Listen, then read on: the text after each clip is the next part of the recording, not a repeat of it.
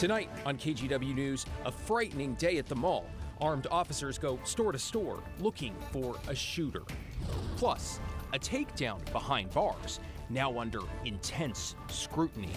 Then, to watch my employees be put on their knees with a gun at their head. Relief on the way for one of the most dangerous jobs in retail. And later, I think it's a huge loss. Portlanders forced to say goodbye to another beloved restaurant. Your news starts now. Dozens of officers swarmed the Salem Center Mall today, thinking a gunman might be hiding inside. Thank you for joining us. I'm Laurel Porter. And I'm David Molko. Tonight we've learned one person was hurt, and while we certainly don't want to minimize that young man's injuries, witnesses at the time feared the toll was much worse. So Alma McCarty is just back from Salem. And Alma, you talked to folks who were terrified watching this unfold minute by minute. Rumors were circulating online, people posting about an active shooter at the mall. That was never the case. According to police, there was an initial round of gunfire, no other shots fired after that, but it was still shocking. I'm told even traumatic when witnesses didn't have all the answers. Salem police cars blocked the road as officers, guns drawn, cleared shoppers and employees out of Salem Center Mall Friday afternoon.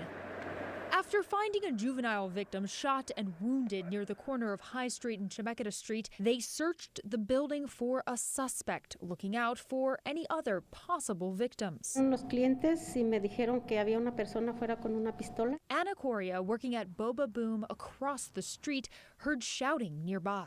She saw her clients here, and then her customer came in and she was like, there is a person, armed person, a shooter.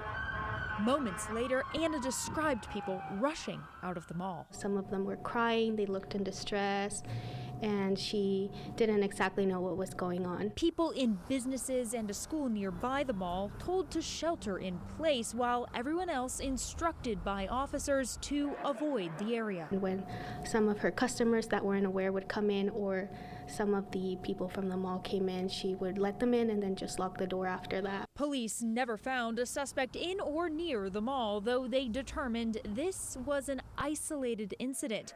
No additional shots fired and no active shooter. Officers cleared the scene hours later. The mall remains closed until further notice. Yeah, she said it's almost like she's never been in a situation like this, so it's a little bit traumatic because you don't know, like when someone's walking around with a gun, you don't know what they're thinking, what their emotions are going through, and so you don't know if they're going to shoot. The victim is expected to survive. Police haven't released a suspect description or any possible motive in the shooting. Well, we're certainly grateful it wasn't worse, and we wish the victim well. Thank you, Alma. New tonight, another dent in the fight against fentanyl. A dozen people now face federal charges in Oregon, accused of dealing counterfeit oxycodone pills that contain the dangerous drug. According to court documents, they were part of a trafficking ring that imported the fentanyl-laced pills along with heroin, bringing the drugs from Mexico up to Oregon and Washington to sell. Police say the main suspect and his partner were using a salon in Tualatin to launder the money. The DEA sees 115,000 counterfeit oxycodone pills, 41 pounds of meth, and more than 57 pounds of heroin. Glad those drugs are off the street. Okay, developing tonight, a deputy from the Clark County Jail is under investigation for how he handled an inmate. A warning, some viewers may find the details here disturbing. Video released today shows the takedown and the aftermath, one the sheriff's office is calling potentially criminal. Here's Tim Gordon. This is video from inside the Clark County Jail on August 13th, 2021. The sheriff's office says deputies in the maximum security unit were retrieving food trays from a cell they say housed an inmate with a history of violence, including previous assaults on corrections officers. But it is unclear what led to this takedown of the already cuffed inmate by a deputy and others eventually piling on. We do know Sheriff Chuck Atkins, after seeing this, was concerned enough to immediately place Corrections Deputy Robert Hanks on administrative leave and launch both internal and criminal investigations. After watching the video, I think the force was a bit excessive. Although not connected to this case, attorney Jason Kafoury has handled many other use of force cases. As for this one, it's hard without knowing what was said to understand why the guards did what they did.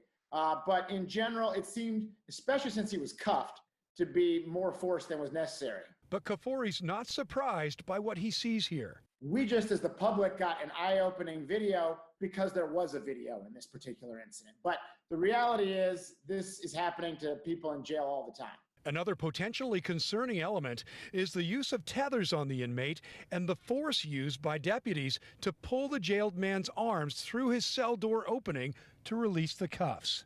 Sheriff Atkins is asking for patience, saying it is vital we review and consider all the variables for the integrity of the investigation and not prejudge this incident based solely on the video. We've not been told the name of the inmate or whether he was injured. You can see him here, apparently checking his wrists and arms after the incident.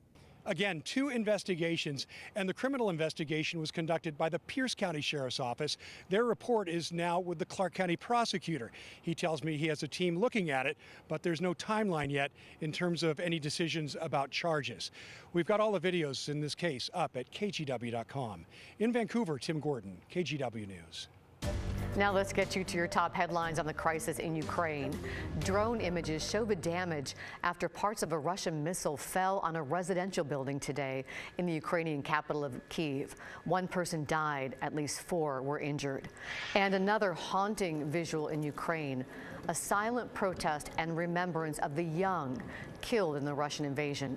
109 empty baby strollers were placed in the city of Lviv in memory of the children killed since the start of the war. The city in the west had avoided attack until now. An airfield in Lviv was bombed this morning. This comes as the Russian president praised his military's efforts in the invasion of Ukraine. During a rally, Vladimir Putin referred to the invasion as a, quote, special operation. The event was held to mark the anniversary of Russia's annexation of Crimea in 2014. A Ukrainian man who lived in Vancouver for 2 decades is now helping refugees back in his home country. Vladimir Vanger returned to Ukraine last summer to work with local churches, and then when Russia invaded and others left for Poland and beyond, he chose to stay. Vanger is in a town about 2 hours from the capital. He said thousands of refugees are coming through each day. Some have been hiding in their homes for days without food to escape the shelling and gunfire. He's doing his best to help them get the very basics to help families survive. We were helping at the church, and I mean, I couldn't leave all these people on their own. I mean, it would be a betrayal to them. I couldn't leave. One of those people were facing the biggest challenges in their life. Vanger also started an online fundraiser to help with his efforts. So far, he's raised nearly $20,000. We have a link to his fundraiser and other relief efforts on our website. Just head to kgw.com/Ukraine, or even easier, text the word Ukraine to 503-226-5088, and we'll text you a link right back. So many folks trying to help. It is so good to see. Okay, let's get to a years-long problem in Oregon and Washington and a possible solution. We are talking about cannabis. Yes, marijuana is legal in both states, of course, though the federal government still considers it illegal, and that creates a big roadblock for businesses that are just looking to store their income. So Pat Doris took a look at the issue earlier on the story. The cash piles up because shops are not allowed to deposit their money in nationally regulated banks the way that every other business can. And it makes the shops targets for thieves who are looking for a quick buck. Maybe one of the scariest things I've ever seen, to watch my employees be put on their knees with a gun at their head being told to open a safe. I don't know if I want to take a closing shift, because what if we get robbed? And that's a reality that we have to talk about in interviews now. When I interview people to take a job, I have to bring up being robbed. There are some solutions on a state level. Shops in Washington can pay to deposit their money in state-regulated banks, but the violent crime targeting the pot shops is disturbing. In December of 2020, Michael Arthur was working in a dispensary in North Portland when he was shot and killed during a robbery. And then this past Thursday, a man was killed at a dispensary in Covington, Washington. Shop owners say something needs to change. It's very frustrating because we are a business, we're helping the community, and we just want to be a member of that society and bank, and we can't.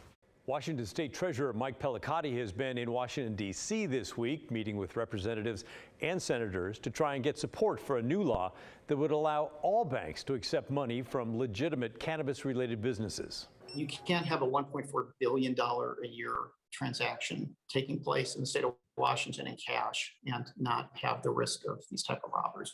It's time. Pellicati believes the bill will pass the Democrat-controlled Senate this year. He says their decision will likely be influenced by those rising number of violent robberies.